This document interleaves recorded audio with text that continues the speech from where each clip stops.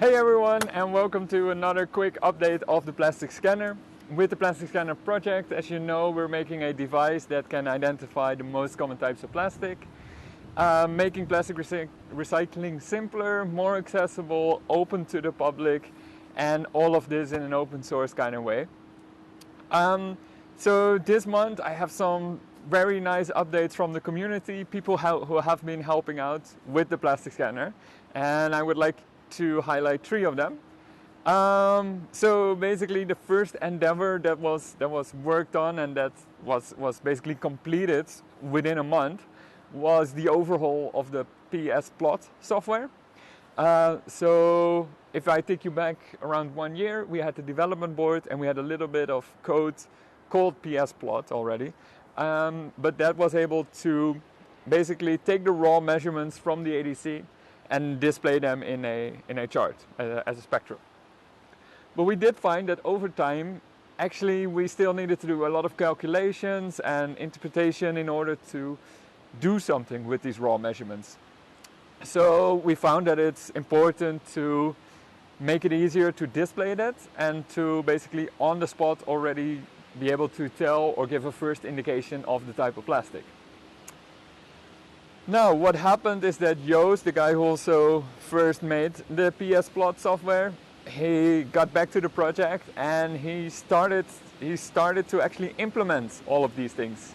So by now we went to something very basic into something that is fully fledged software where we can directly see the output of a measurement and we can get a first indication. And yeah, he even implemented features that I didn't even know were useful until I used them, and then I found them essential.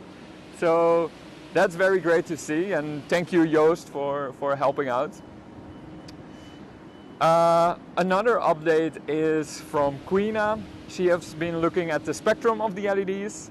So now that we also have access to a lot more advanced spectrometers, we can see what the spectrum of our LEDs is, and based on that we can make calculations on how we process the data and also what our theoretical maximum reliable reading can be.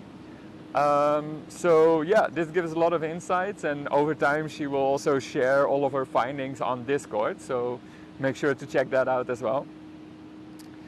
And then lastly, also Peter helped out. He was finding the optimal distance between basically the PCB, the sensor and the sample.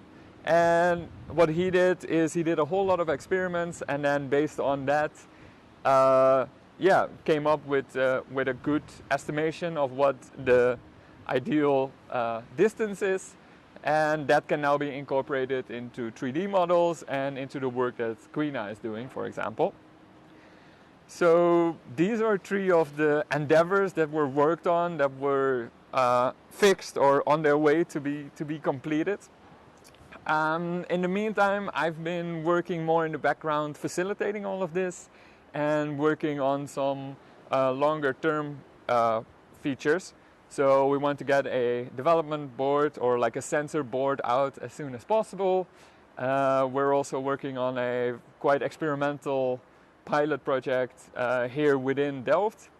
And we also want to release a Guess the Plastic game, because now we have software that can instantly give sort of a display of what kind of plastic it is.